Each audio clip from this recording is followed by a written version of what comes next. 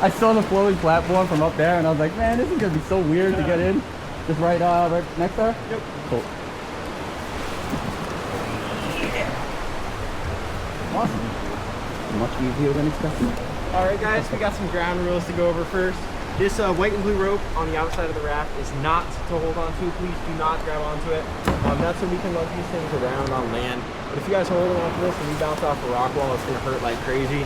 Just like we keep a seatbelt on in a car, we're gonna have our feet nice and tucked underneath the seat in front of us. You guys up front, either the side of the raft or the front, whatever you guys prefer. I promise you guys, nobody's gonna be falling out of the raft today. But if we do find ourselves outside of the raft, don't panic. We're super calm and easy and all that good stuff. Just float on your back and we'll be going down the river. There may be a point, actually there will be a point where I'm gonna have to pass out 2 paddles to get some extra help paddling, but we'll worry about that when the time comes. Are we all set, guys? Yeah. Perfect.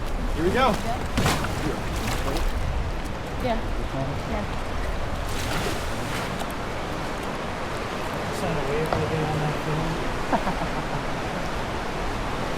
Hey, if you guys want to send me like an email or something, I can get the file over to you guys. It's basically recording everything. It's a 360 camera. Yeah, for sure. I just upload it onto like Google or something, or the iCloud, and you get the full quality. You can mess with it how you want.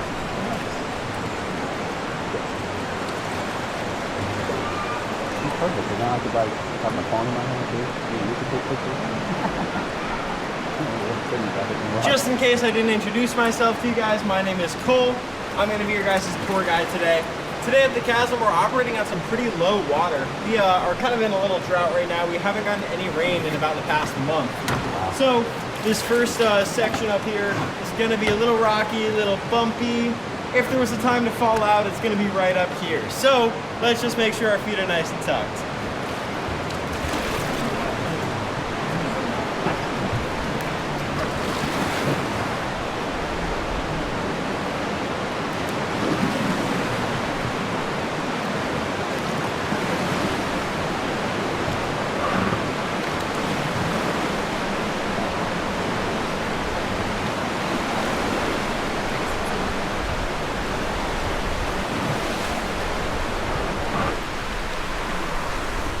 Go.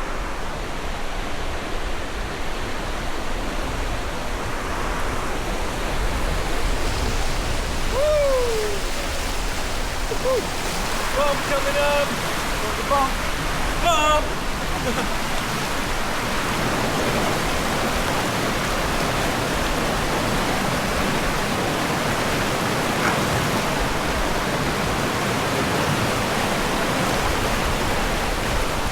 Awesome job, guys. Nobody even fell off.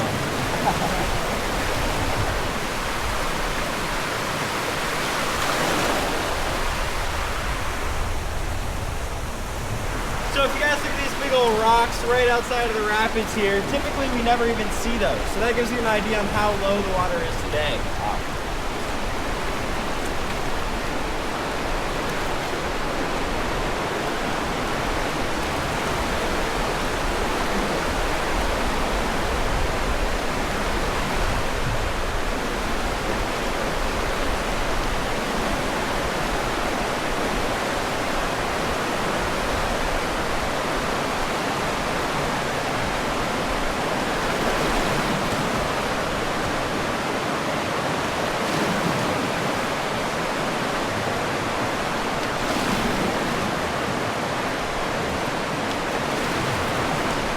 If you guys look at this big old bridge way above our noggins, that's called the Grand Flume Bridge.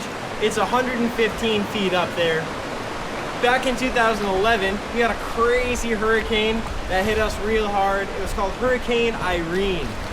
When Irene hit the chasm, the water level shot up about 95 feet, and so it was just 20 feet below that bridge. Insane stuff.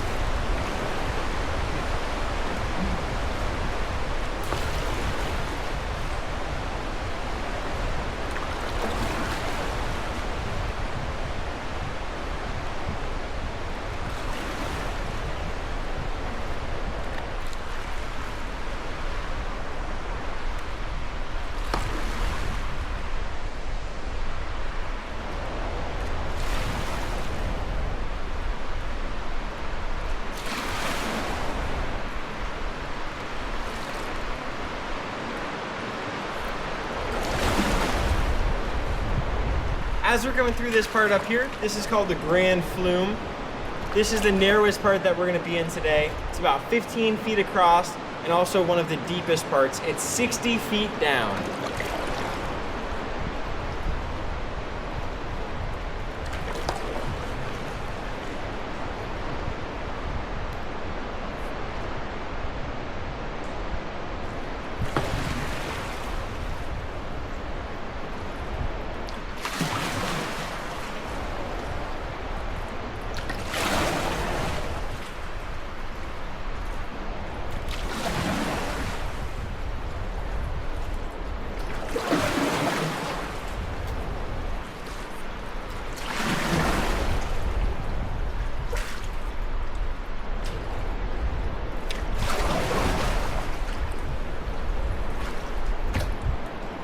As we're coming through this section up here, if we look off to our left, we're gonna see these weird kind of like streaks along the rock here that look a little out of place. Any guesses on what this stuff might be?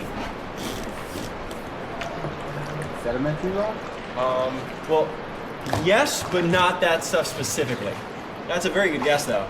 So all of the rock here in the chasm is made of completely sandstone, but those pieces right there is actually old petrified wood. Oh, I can see it now. Yeah, now you Yeah. So how sandstone is formed is it's a sedimentary rock, so a bunch of sediment, gravel, sand will all pack on top of itself.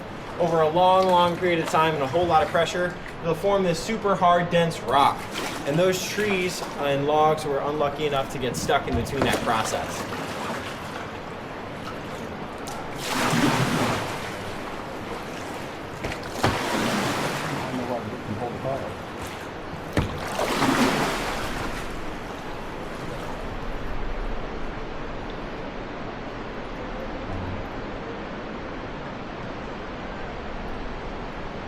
As we're coming out of the Grand Flume here, if we look off to our right, we're gonna see this giant crevasse in the rock right there. That's called Centuries Bogs. And then if we look off to our left, we're gonna see the way cooler sister crevasse. This one's known as the Broken Needle. Any guesses on when that big old rock came down? Try last Tuesday. Whoa. No, I'm messing with you guys. It was probably about 8 to 10,000 years ago. So pretty close though.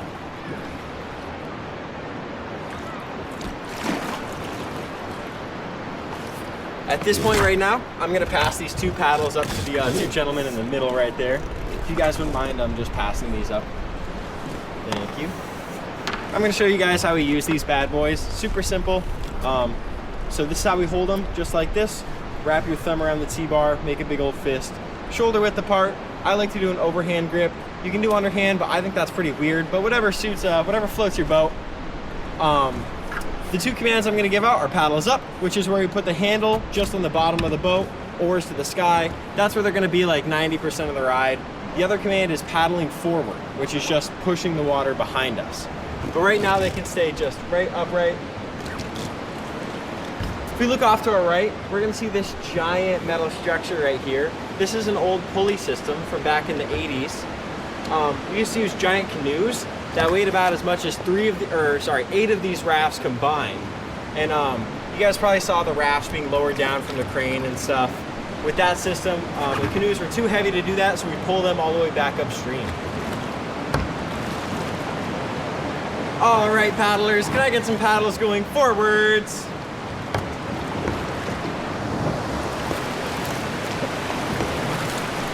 And stop. Thank you guys so much. Paddles nice and upright. Let's make sure those feet are nice and tucked, guys.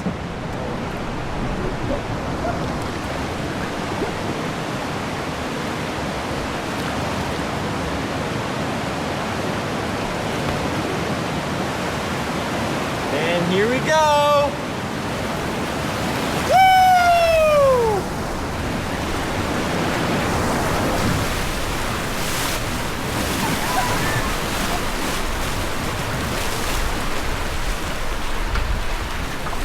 Water's a little chilly today, huh? Yeah.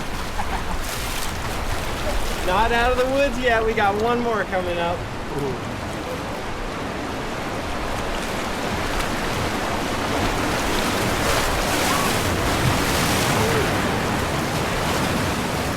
Awesome job, guys.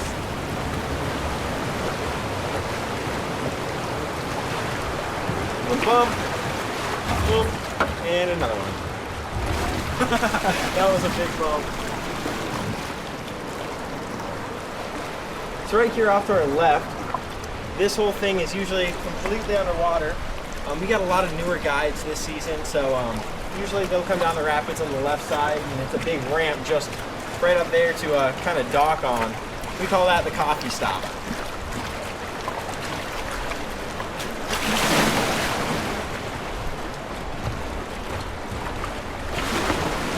If we look at all this foam in the water to our left, any guesses on what all that foam is?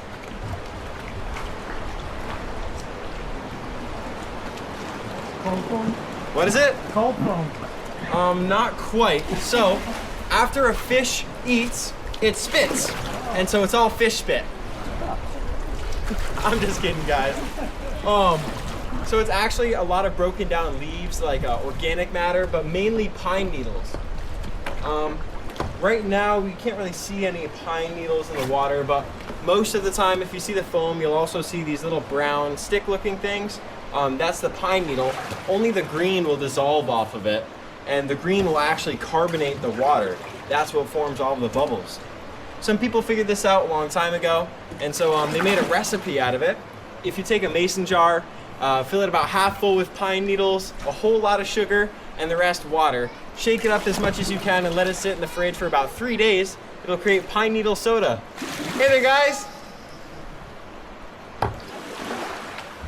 Right now, we are in Whirlpool Basin.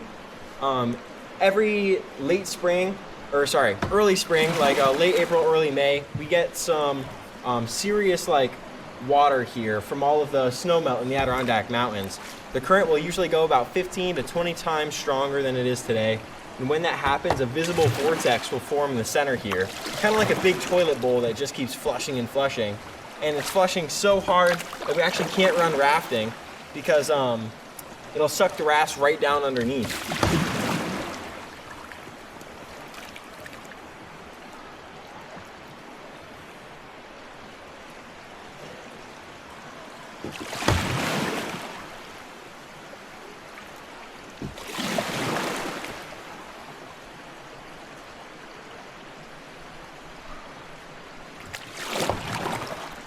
On higher water days, it's a real pain to get out of the basin. We usually have to have at least 4 people paddling and then myself steering the boat as well.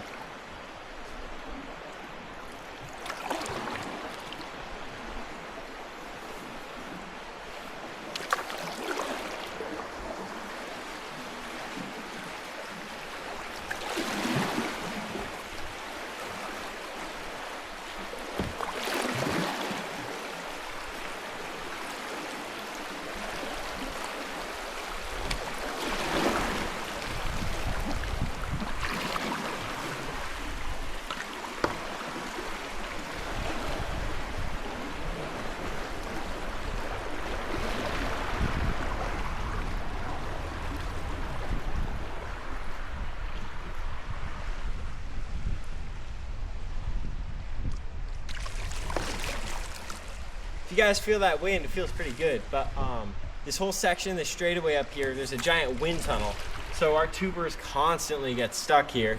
It's since they don't have paddles and they're much lighter than we are in the rafts, it's very hard for them to get unstuck, so sometimes we'll sit here for like 20 minutes and there's just a big wall of them that kind of accumulates. It's kind of funny too, but whenever a raft will come through, we'll have them hitch a ride on the ropes and then go to the back of the boat and then connect onto each other like a big monkey in a barrel sort of situation.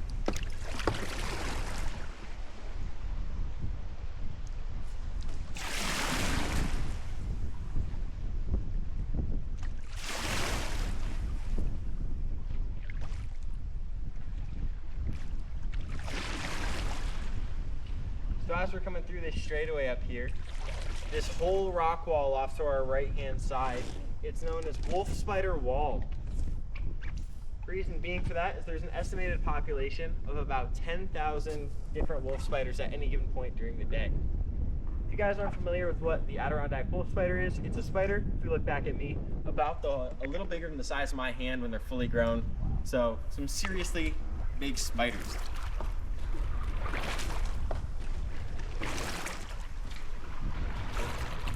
All right, paddlers, if we can have some paddles going forwards.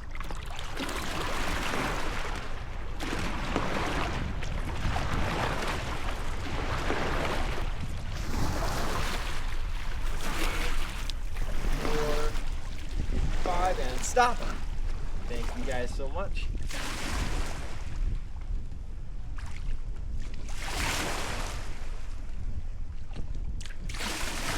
Some cool facts about the wolf spiders is when they get that big, you would think that they're kind of all slow and stuff, but they're incredibly fast.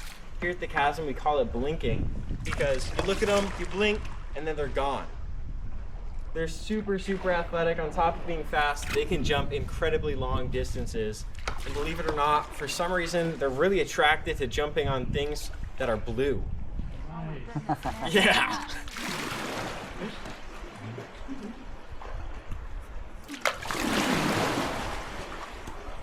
When they get to a full-grown size, what they really like to eat is like a lot of really big dragonflies, some of the bigger mosquitoes, even small fish as well. But their favorite thing above all else is little girls. You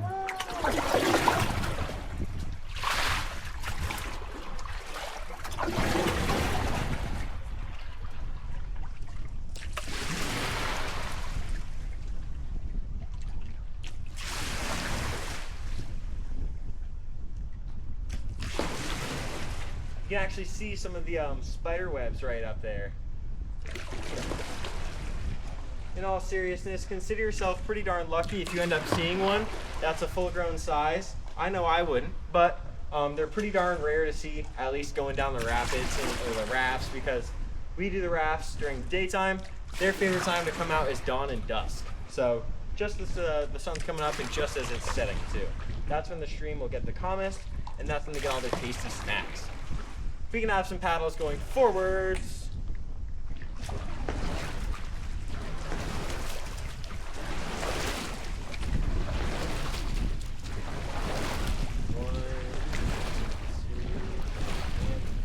Stop. Thank you guys so very much.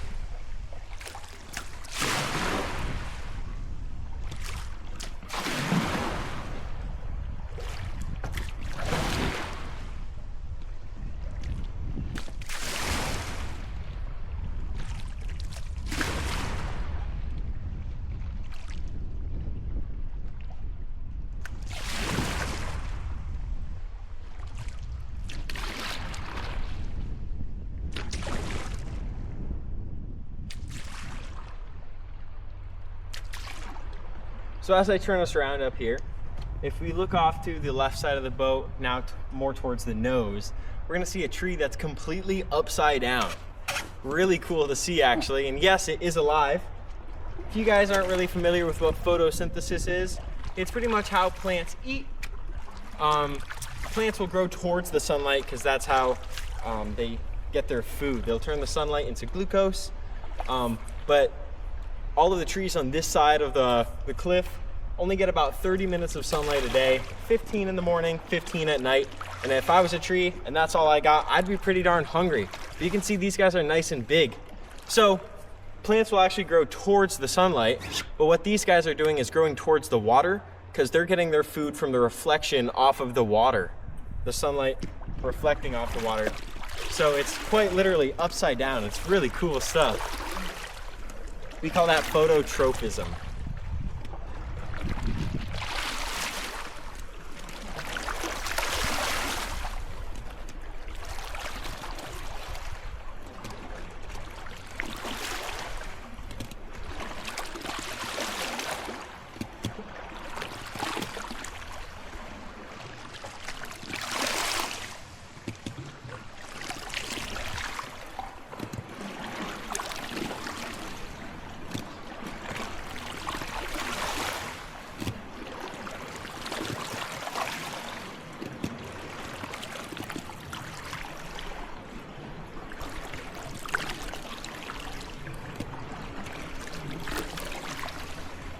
we look off to our right and left, we're also gonna see the orange rocks right there. Looks like you can stand on them, because you can. It's only about 1 to 5 feet deep, maybe 7. But we call these rock shelves for a reason. Once you step off of them, it's a super dramatic drop. Right here goes down to about 50 feet deep.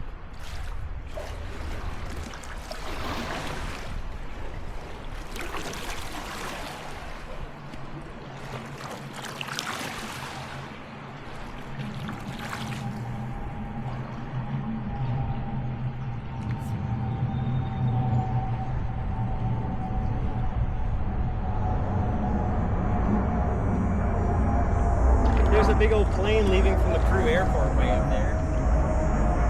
I wonder where they're headed.